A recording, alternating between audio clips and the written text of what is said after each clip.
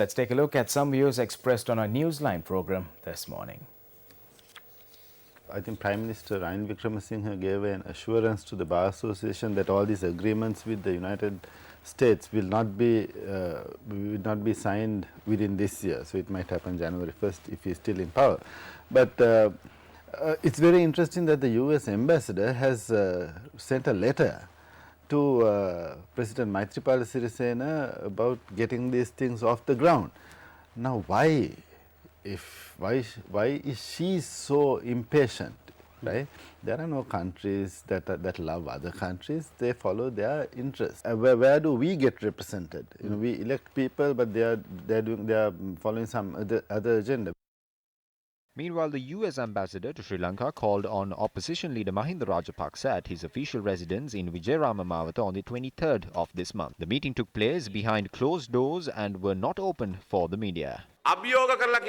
We are now challenging Gotabaya Rajapaksa to come forward and say if he is able to say that SOFA and AXA will not be signed. Speak, if you can, of the adverse effects of all of this. Neither Gotabaya Rajapaksa nor Mahinda Rajapaksa will be able to speak a word on this. Basil Rajapaksa will not speak at all.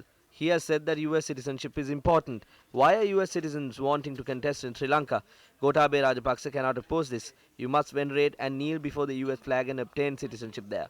You must agree to the US laws as a US citizen. Even if a person is accusing US citizenship, that person will have to be in a probation period for 10 years. That is how the citizenship will be recused. If the US wants, they can call him back.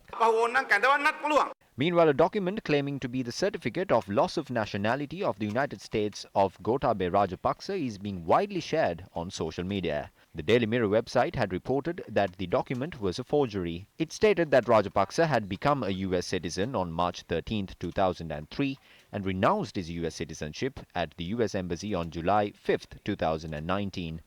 The certificate carried a red seal dated July 26, 2019, stating, quote, "Approved American Embassy, Colombo," unquote. Daily Mirror says, however, Rajapaksa was not in Sri Lanka on July 5th. He was in Singapore, purportedly recovering from an open heart surgery. Official records viewed by the Daily Mirror also demonstrate that Rajapaksa became a US citizen on January 31st, 2013, not in March 2003.